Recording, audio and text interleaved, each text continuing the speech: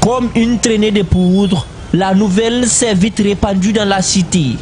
Au Kokane, on parle d'une désinformation qui consiste à dénigrer les efforts consentis pour respecter cette date décisive pour l'histoire du pays. Malheureusement, ce sont nos compatriotes qui se mettent dans l'optique de désinformer aujourd'hui les populations guinéennes. C'est triste. Et comme vous l'avez dit, il n'y a pas eu d'information officielle. Mais à date, la Guinée est toujours le pays qui organiserait la CAN 2025. Ce sont vraiment des fausses informations. La Guinée est donc toujours organisatrice de la CAN 2025. Pour preuve, la délégation de la CAF qui était dernièrement en séjour au pays est rentrée avec un bilan plutôt satisfaisant des progrès réalisés. Ils étaient venus évaluer un peu l'évolution des activités et s'assurer que notre pays serait apte. Et je crois qu'à l'issue de cette rencontre, ils ont compris que notre pays, à travers son engagement, est déterminé à aller vers cette organisation. Le président de la République a été très clair là-dessus.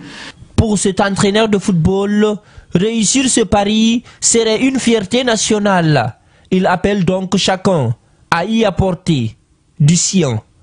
Ceux qui mettent des mentions comme ça, comme c'est des réseaux sociaux, donc moi je pense que c'est des genres de messages à éviter à mettre ça sur la place publique. Il faut encourager ceux qui sont là en train d'organiser, il faut les encourager parce que ça amène le développement pour le pays. En tout cas, quand on est guinéen, on doit se sentir concerné pour cette organisation. Pour l'heure, plusieurs infrastructures hôtelières sont déjà en place. Des projets routiers et hospitaliers sont en phase d'exécution. Dernièrement, le président de la transition, à travers un décret, a érigé l'organisation de la CAN comme un programme prioritaire et d'intérêt national. Toute chose qui pourrait bel et bien permettre au pays de respecter le rendez-vous de 2025. Cette formation destinée aux directeurs techniques et aux entraîneurs nationaux va s'étendre sur une semaine. Elle vise à rehausser le niveau des sportifs guinéens et à mieux aborder les préparations physiques. Dans la PPG, la préparation physique générale, on a la possibilité d'optimiser la performance. Et cette performance, à la première minute de votre compétition, si vous fournissez tout, vers la fin, si vous n'êtes pas endurant, vous risquez de vous abattre, de vous faire abattre par l'adversaire. C'est pour cela l'importance de ces cours.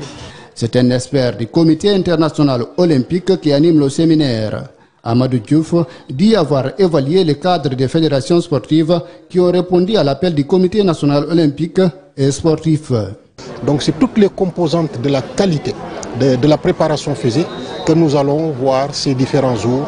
Et je voulais aussi ajouter aussi la réathlétisation qui est un nouveau concept que quand l'athlète se blesse en cours de compétition, comment on doit pouvoir le récupérer sans pour autant gâcher sa saison si la blessure n'est pas trop grave. Du côté des bénéficiaires, c'est un soulagement car le besoin se faisait sentir. Ils ont de nombreuses attentes. Un tout nouveau bagage qui va nous permettre d'améliorer notre travail dans le cadre de l'entraînement et pour avoir un objectif beaucoup plus large sur le niveau du perfectionnement et le développement de nos athlètes. Pour le représentant du ministère des Sports, à l'heure de la refondation de l'État, le sport a aussi besoin de repartir sur de nouvelles bases. Il faut le dire aussi, il y a beaucoup d'amateurisme. Donc il faut qu'on arrive à professionnaliser les choses, à mieux coordonner. A noter que ces derniers temps, la Guinée fait face à un déficit de cadres diplômés au sein du mouvement sportif. Le comité olympique, les fédérations sportives veulent inverser cette tendance avec le concours de l'État et la solidarité olympique.